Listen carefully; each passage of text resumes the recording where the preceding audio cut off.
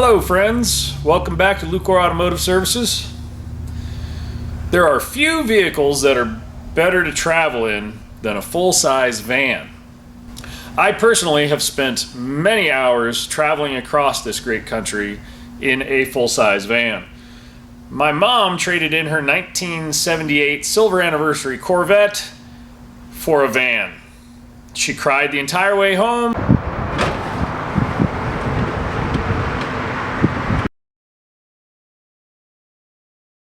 But we ended up going through 3 of those vans over the course of the next 15 or 20 years. And we basically had Chevrolet G vans. This is a 1996 G3500. It is a 15-passenger church van that actually lived most of its life in Savannah, Georgia.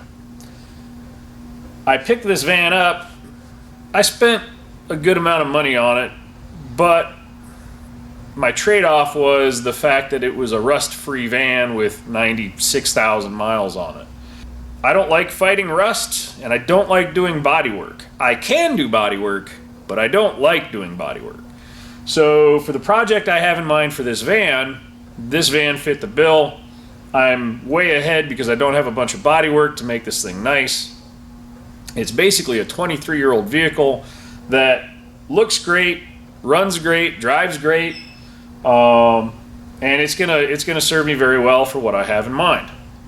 Now, for those of you who know me, I have a slight addiction to vintage and stand-up jet skis. And I travel around. I go to Daytona Beach and Virginia Beach and a few other beaches, and I go and I ride these jet skis in the surf, and I really enjoy that. And over the years, my rig for hauling these things to and from has changed. I've gone from trailers to top decks on the backs of pickup trucks, and I've decided to move into a MotoVan. Now, the motocross guys know what a MotoVan is.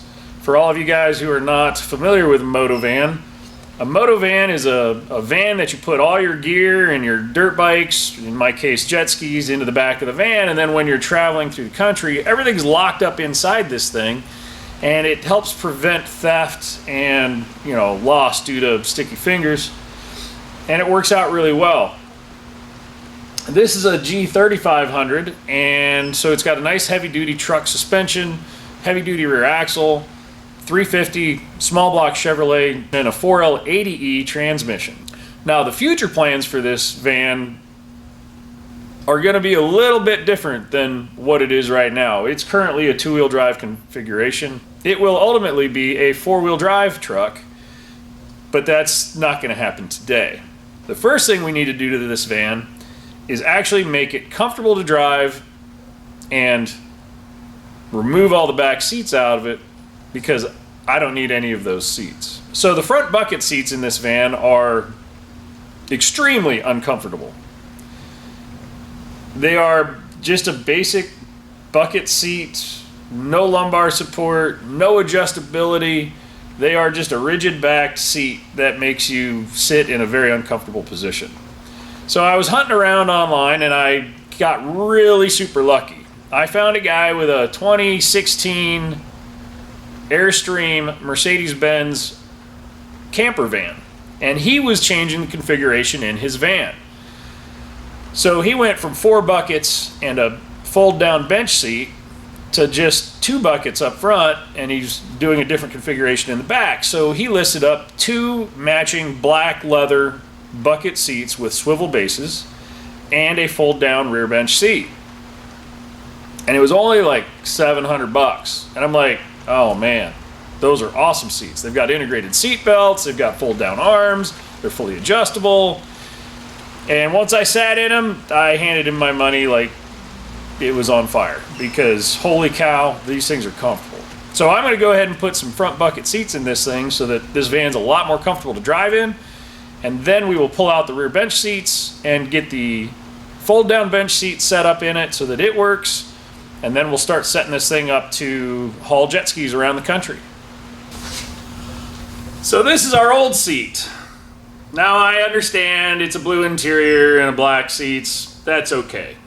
I may or may not end up changing all the interior out in this van to be black. We'll see if that happens or not, because in the reality, I'm not worried about the colors matching inside the truck right now. I just want it to be functional and comfortable to drive in. So this seat doesn't move, it doesn't adjust. It's actually pretty narrow. It's not bolted down. Unbolted seat trick. This seat is just, it leaves a lot to be desired. We're just gonna say that. So this beauty here is one of the 2 seats I got. It's got a nice integrated seatbelt system. Oh, this one sits better, not being bolted down. It's got integrated arms. The back adjusts. And it swivels.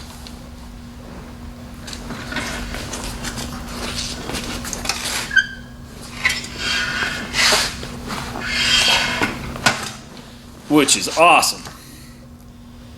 So, enough talking, time to get to work. I'm gonna pull the driver's seat out of this thing. I've already got the passenger seat done. I figured out how to bolt them in. Basically, I use the inside rear bolt hole, and I matched that up with the inside rear bolt hole on the new seat. And then I marked my holes, I drilled new holes, and then I put 4 bolts in. It's a pretty simple process, takes a little while. First one took a little longer. Second one should be pretty quick. But then we'll have our seats in, and then maybe we'll have to go for a test drive to see how comfy they are. I don't know if we'll have time for that today. I gotta get to work. This is a really, really comfortable seat. I don't want to get up. So I'm gonna apologize now for the really bad lighting I have here, because I have a light in the back of the shop that's out. I need to get up and change it, but I've got a light down here so at least you can see the floor pans on this thing while I'm working on it. So really not a big deal to pull seats out of this. GM made it very user-friendly to install these seats on the assembly line, so they're very easy to remove them when you're changing them out for something else. So the seat bottoms, or the seat pedestals from the factory, literally just set into the floor. It's got 4 studs that go through 4 holes, and you've got 4 nuts on the bottom. So we're gonna zip those off.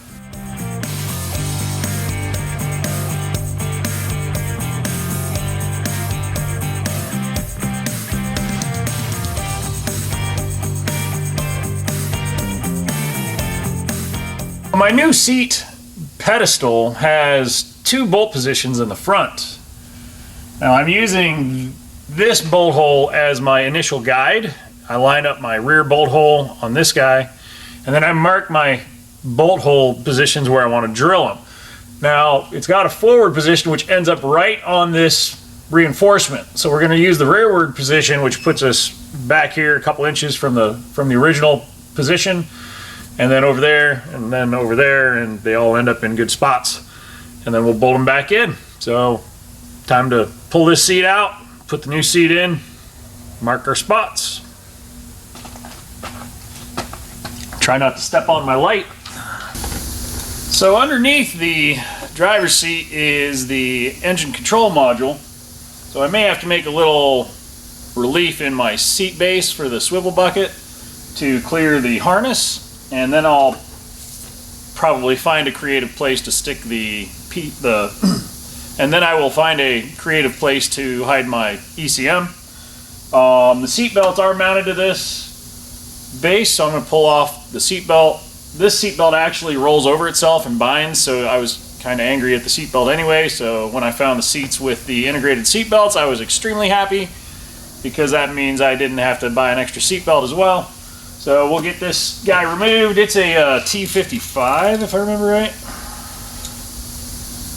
It's a very specific Torx bolt.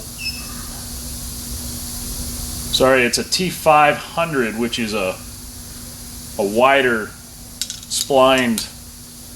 It's almost a Torx Plus, but it's different. I don't know. It's the GM seat belt Torx. Oh, Lord.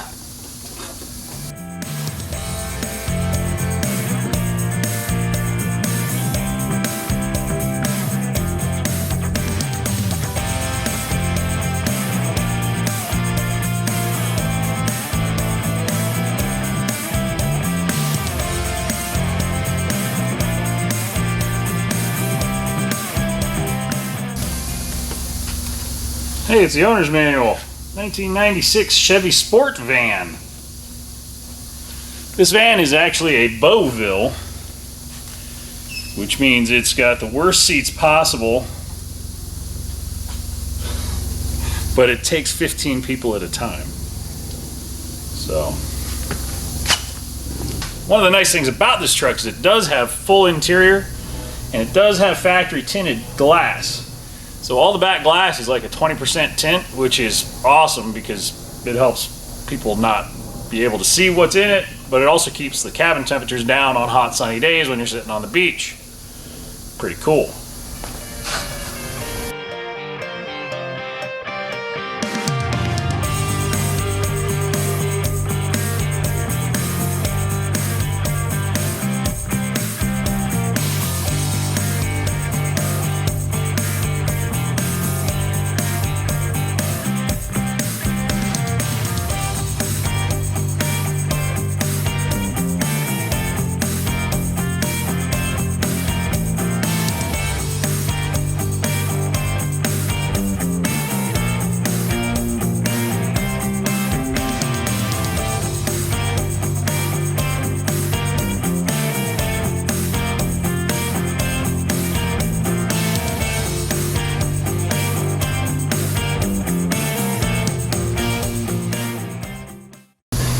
Oh my God, it's heavy.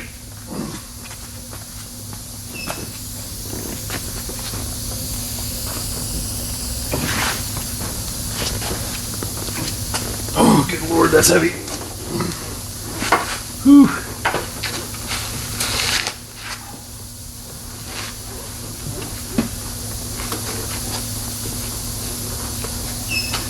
All right, I was able to McGilla Gorilla that in there.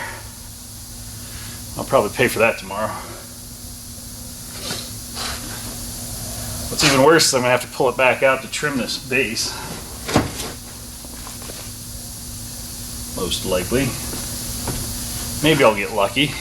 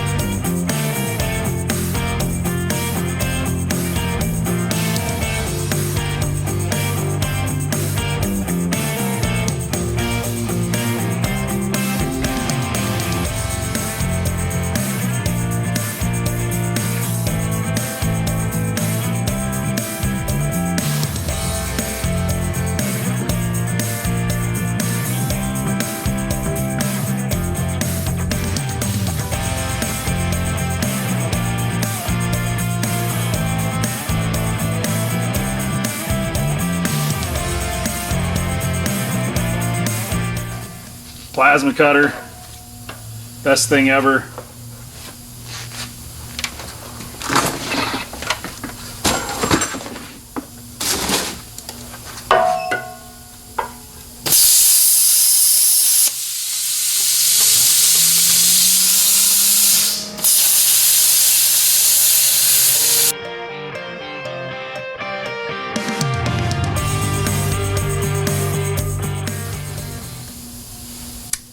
That should do. Let that cool down a little bit and we'll set it up in there, make sure it fits the way I want it to fit. And then we'll bolt it down. It's a lot easier to move around with the seat not hooked up to it.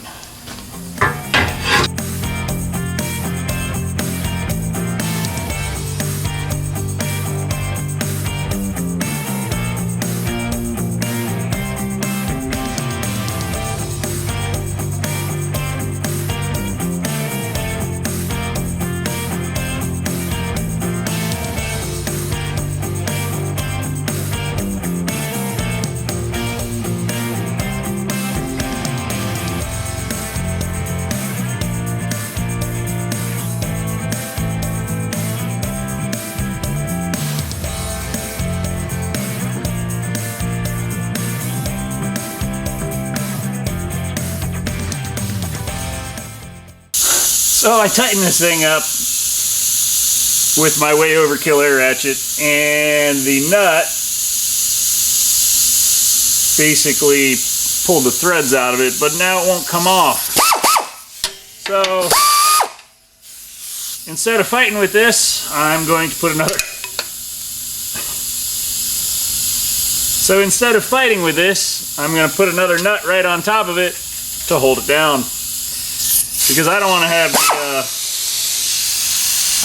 the loose seat trick happen while I'm driving down the road. So we'll put another nut on top.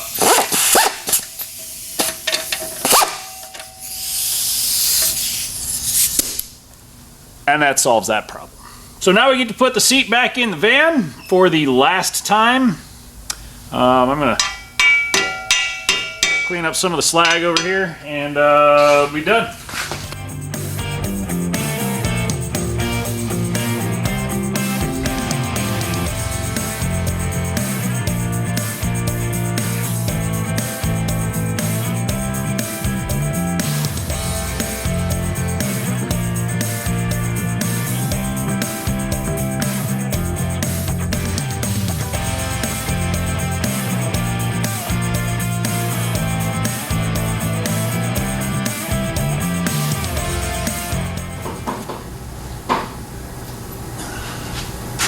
Oh.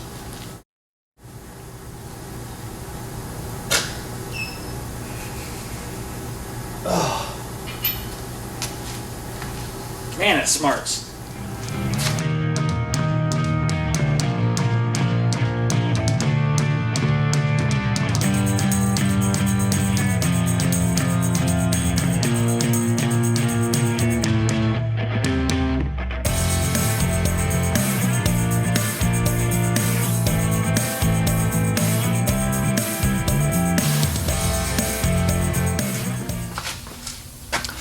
So I've got my nuts washers and lock washers on. It's time to tighten up my 4 bolts. And then the front captain's chairs have been installed. I'll need to make a little bracket to hold my engine control module into my seat, which the harness in there is plenty long, so it'll whip around. I'll be able to swivel the seat back, put my feet up and relax if I'm not driving down the road.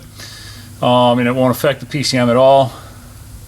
So get these guys tightened up and we'll be moving forward, starting to pull out the rear seats and get my single rear bench installed. Yay! Compressor.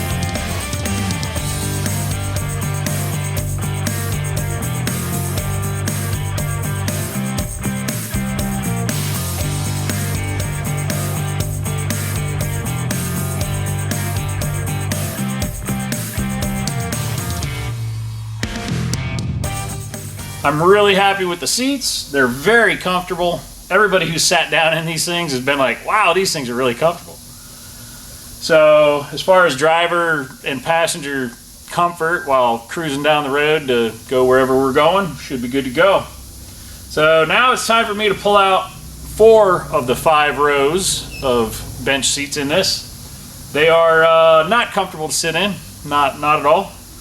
So we're going to pull them all out. I'm going to make room for 1 bench seat that matches these guys that came out of the same vehicle as these did.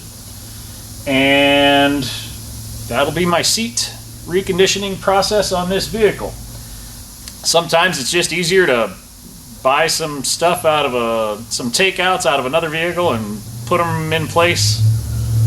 It's certainly much more cost effective. I have $700 in these all the seats that I'm putting in this van. I was pricing out 4 captain's chairs, and I would have had close to $4,000 in 4 captain's chairs to put into this vehicle. So I'm less than 25% of what I was originally looking at for seats. Basically, at $3,500 for seats, I would have had more money in seats than what the van's probably worth. But oh well, that's what you do when you do custom stuff. It's not about what the vehicle's worth when you're done. It's about the smiles you're going to get and the enjoyment you're going to get out of the vehicle. Just keep building your cars the way you want to build them. Enjoy them for what they are. On something like this, I don't ever expect to get the money back out of it that I put into it to make it the way I want to make it. But if it's as cool as I think it's going to be when I'm done, who knows, maybe somebody will say, man, I got to have that van. That'd be great.